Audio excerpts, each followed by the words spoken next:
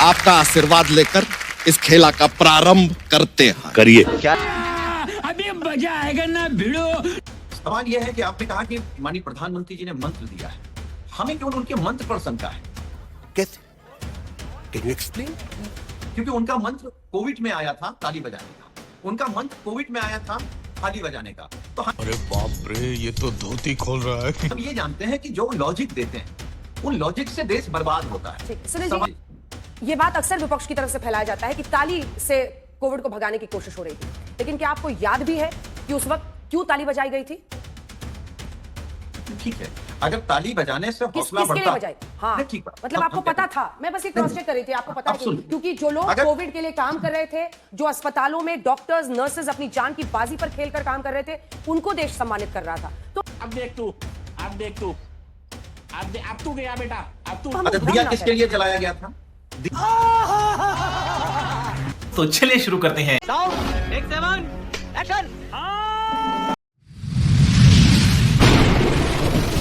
नमस्कार दोस्तों, स्वागत है आप सभी का मेरे आज के इस नए वीडियो में। दोस्तों, मोदी जी ने कुछ दिन पहले आकर टीवी पे भाषण दिया था कि लोग सोना नहीं खरीदें ताकि विदेशी मुद्राओं को बचाया जा सके, और जितने भी पैसा विदेशी मुद्रा जो खर्च हो रही है सोना खरीदने में, उसकी जगह पेट्रोल और डीजल को खरीद कर लोगों को राहत देने का कार्य किया जाए।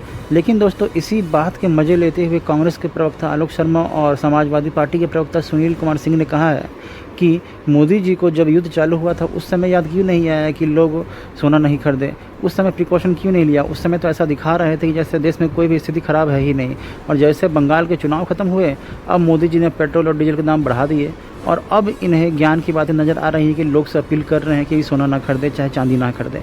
दोस्तों, सुनील सिंह ने मोदी जी की जो नीतियां हैं उन पर आशंका जताई है, क्योंकि कोरोना काल में उन्होंने ताली और थाली बजवाया था।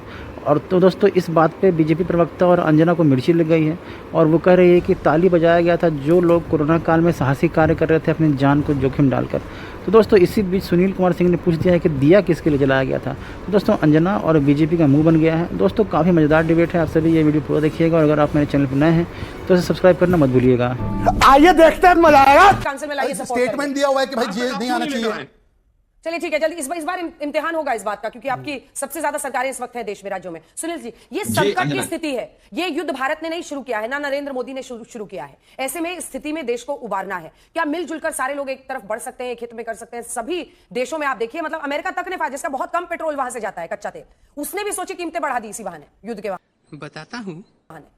लेकिन भारत, अंजना जी, बोलिए। अंजना जी, इस देश की सबसे खूबसूरत बात यह है कि जब भी ये देश संकट में आता है, तो देश का एक एक व्यक्ति देश के उबारने के लिए, देश की तरक्की के लिए, देश की खुशहाली के लिए जुट जाता है। उसमें कोई लड़ाई नहीं है। सवाल यह है कि आपने कहा कि माननीय प्रधानमंत्री जी ने मंत्र दिया है, हमें क्यों उनके मंत्र पर शंका है? क्योंकि उनका मंत्र कोविड में आया था ताली बजाने का, उनका मंत्र कोविड में आया था थाली बजाने का। तो हम ये जानते हैं कि जो लॉजिक देते हैं उन लॉजिक से देश बर्बाद होता है। ठीक है, ये बड़ी अच्छी बात कही आप। सुनील जी, एक काउंटर क्वेश्चन है, एक काउंटर क्वेश्चन है सर, एक बार सुनील जी को मेरे साथ दिखा दीजिए। सुनील जी, एक बोल काउंटर क्वेश्चन है जी।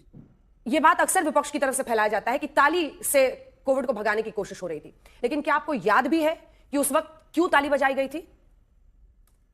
ठीक है, अगर ताली बजाने से हौसला किसके लिए बढ़ता, बजाई? हाँ, ठीक, मतलब आपको पता था? मैं बस एक क्रॉस चेक कर रही थी, आपको पता है क्योंकि जो लोग कोविड के लिए काम कर रहे थे, जो अस्पतालों में डॉक्टर्स नर्सेज अपनी जान की बाजी पर खेलकर काम कर रहे थे, उनको देश सम्मानित कर रहा था। तो ठीक है, समझ गया। अच्छा, दिया किसके लिए जलाया गया था? दिया किसके लिए जलाया गया? कोविड भगाने के लिए। और अगर ताली और थाली और दिए से ही दिक्कत खत्म होती है, तो हम तो प्रधानमंत्री जी से कहेंगे फिर दिया जलवा दीजिए, महंगाई कम हो जाएगी। अगर आप क्या बात है सर, क्या बात है सर। दिया लगातार जलवाते रहिए तो पर्चा लीक नहीं होगा। कम से कम जो देश को प्रधानमंत्री जी ने सबसे ज्यादा कर्जदार किसने बनाया, और मैं आपके कार्यक्रम में कह रहा हूं, आज तक के कार्यक्रम में कह रहा हूं, ये देश बहुत दिनों से, सालों से कर्जा लेता था, लेकिन कर्जा लेता था किसी प्रोजेक्ट के लिए। क्या अंजना जी, आप या बीजेपी के प्रवक्ता बता सकते हैं कि पिछले 12 सालों में जो कर्जा लिया गया है वो किसके लिए लिया गया? मैं नहीं बताऊंगा। केवल अपने शौक पूरा करने के लिए, अपने मित्रों को संपन्न बनाने के लिए? किस प्रोजेक्ट के लिए आपने कर्जा लिया? देश को सबसे कर्जदार बना दिया। हर पर्चा लीक हो रहा है। हम तो आपके कार्यक्रम में कह रहे हैं, अगर इस देश को सच में आर्थिक स्थिति से बचाना है तो बीजेपी से बचाना पड़ेगा।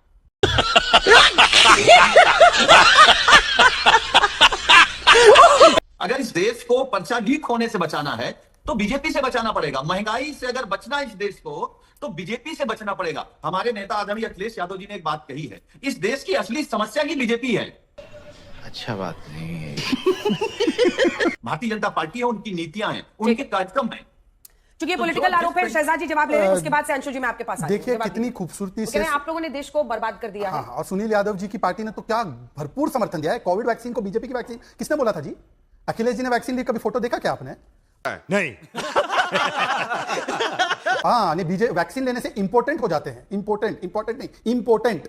अब बताइए सुनील जी, आपने ली कि नहीं ली वैक्सीन भारत की? उस समय पर फाइजर और मॉडर्ना बेचने में लगे हुए थे। सुन लीजिए, पूरा सुन लीजिए। विदेशी वैक्सीन के एकदम एजेंट बन के घूम रहे थे। अच्छा, दूसरी बात, इतना सपोर्ट करते हैं, पैनिक क्रिएट करते हैं कि डोमेस्टिक एलपीजी का शॉर्टेज होगा, फिर वो अब्दुल रहीम के घर से 50 सिलेंडर निकलता है।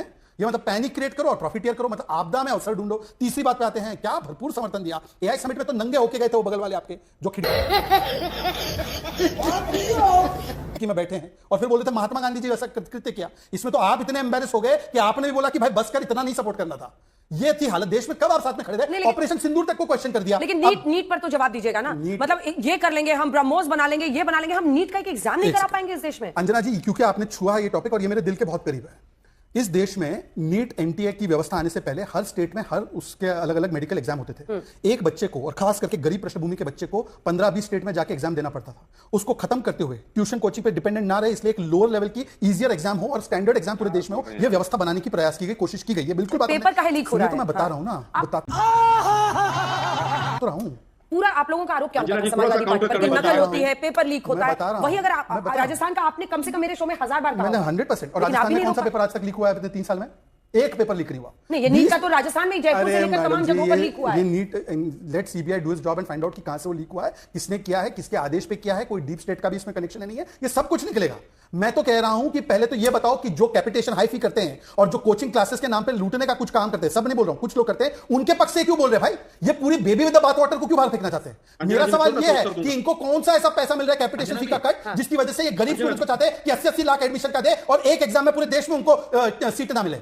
ये कौन साले का खोपड़ी तोड़ साले का उनका स्टेक है? ये पहले बता दो। दूसरी बात, ये बात करेंगे यूपी वाले, अरे भाई आपके समय पे एग्जामिनेशन के पूरे सिस्टम के अध्यक्ष को चेंज करना पड़ा हाईकोर्ट के ऑर्डर पे। सुनील जी थोड़ा कंट्रोल कीजिए, आप जो बोलते हैं। कर्नाटक का सीएम बोलते हैं कि भाई मैं तो पेट्रोल डीजल का भाव बढ़ाऊंगा क्योंकि मुझे अपनी गारंटी फुलफिल करनी है, मुझे नहीं चाहिए जीएसटी में। और यहाँ पे अंशु जोशी जी कमेंट लेने दीजिए, बहुत देर से सर आधा घंटा शो होने जा रहा है, वो बोल नहीं पाई है। अंशु जी से कमेंट, उसके बाद आप दोनों के पास महिला को बोलने तो महिला आरक्षण के तो खिलाफ हो। फिर अंशु जी आज सवाल यह है कि बचत से बचोगे वरना महंगाई में पिसोगे। आज सवाल यह है कि क्यों टाइमली स्टेप्स। देखिए 3 हिस्से में मैं आपसे सवाल करूंगी। यह सच है कि आज इस बचत की जरूरत है क्योंकि हमें अपने विदेशी मुद्रा भंडार यानी फॉरेक्स को 2F के लिए, फ्यूल और फर्टिलाइजर के लिए संभाल के रखना है। सोना कम खरीद सकते हैं लेकिन ये दोनों अनकॉम्प्रोमाइजेबल है। लेकिन 4 मई के बाद ही क्यों? अब क्या हमको समझ नहीं आया था? 28 फरवरी को युद्ध शुरू हुआ, मार्च के महीने में हॉर्मूज बंद हो गया, पूरा सप्लाई चेन अफेक्ट हुआ था। क्या चुनावी हार के रिस्क की वजह से ये पहले ऐलान नहीं किया गया? और तीसरी बात, हमारे पास एंड रोड मैप क्या है? क्योंकि ये लंबा खिंचता दिख रहा है जैसी स्थिति दिख रही है। बिल्कुल अंजना जी, इस प्रश्न के तीनों भागों के उत्तर देना चाहूंगी और अपने को पैनलिस्ट से मेरा अनुरोध है बीच में ना रोके टोके। शुरुआत बस यहां से करना चाहती हूं कि कोविड के समय ताली थाली जो भी बजाई हो, दिए जलाए हो, लेकिन अपने 140 करोड़ देशवासियों को होम ग्रोन वैक्सीन से वैक्सीनेट करने के बाद हमने 150 देशों को अपने वैक्सीन भेजे। इसलिए पूरी दुनिया भारत को जानती और मानती है। 28 फरवरी को जब अमेरिका ने ईरान पर अटैक किया, अपने पास 2 महीने के रिजर्व थे ऑयल गैस और एलपीजी के। स्टेट ऑफ हॉर्मूज जब चोक हुआ तब हमारे पास और 2 महीने के रिजर्व थे क्योंकि हमने अपने ये पूरे एनर्जी सोर्सेज को डाइवर्सिफाई करके हम 42 देशों से ऑयल गैस और एलपीजी मंगा रहे थे और अभी भी अपना प्राइमरी ऑयल गैस और एलपीजी मंगाने का स्रोत रशिया है। तो एक तो मैं ये भी फैक्ट क्लियर कर दूं, एक भाई कह रहे थे कि हमने रशिया से तेल गैस लेना बंद कर दिया अमेरिका के कहने पर, अभी भी हमारा जो प्राइमरी ऑयल गैस और एलपीजी प्रोवाइडर है वो रशिया है। अब बहरहाल तो अब हुआ ये है कि वहां पर सऊदी और यूएई के बीच में कॉन्फ्लिक्ट का एक नया थिएटर खुल गया है क्योंकि इजराइल ने एक तरफ यूएई को अपना आयरन डोम दिया है, पाकिस्तान सऊदी के साथ खड़ा हुआ है, ईरान का एक अलग एंगल फंसा हुआ है। तो जिस तरह की स्थितियां वेस्ट एशिया में बनती हुई दिखाई दे रही हैं, पूरी तरह से जो ये पाकिस्तान मध्यस्थता की बात कर रहा था, तथाकथित युद्ध शांति की बात कर रहा था, वो सब युद्ध शांति की बातें विफल हो गई हैं। ईरान, इजराइल और अमेरिका के बीच लगातार अटैक्स जारी है अंजना जी, अगर आप न्यूज को देखें तो अब वो स्थिति है। हमने पहले देशवासियों को प्राइमरी शॉक से बचाया अपनी डायनामिक एनर्जी पॉलिसी के चलते, जिसमें हम रिन्यूएबल और नॉन रिन्यूएबल यानी फॉसिल फ्यूल बेस्ड अपनी जो कन्वेंशनल ऑयल गैस एलपीजी है इसका उपयोग प्रयोग कर रहे थे। ये भी बता दूं कि पिछले 11 वर्षों में हम जो सोलर एनर्जी की, ट्रेड एनर्जी की, विंड एनर्जी की बात करें, उसका प्रयोग करके, बायोफ्यूल्स का प्रयोग करके हम हर वर्ष 44 मिलियन बैरल तेल को बचाते हैं। लेकिन अब स्थिति ऐसी आई है जिसमें हमें दिख रहा है कि वेस्ट एशिया में दूसरे युद्ध के थिएटर खुल सकते हैं। तो तब प्रधानमंत्री आए हैं, इसका चुनाव से कोई लेना देना नहीं है, 7 सूत्र उन्होंने दिए हैं। ये ईंधन को बचाने की, अपने फॉरेक्स रिजर्व को बचाने की कवायद है, ताकि कोई इस प्रकार का, जैसे चीन ने, जापान ने, साउथ कोरिया ने, फिलीपींस ने, मलेशिया ने अपने यहाँ पर मार साले का खोपड़ी तोड़ साले का।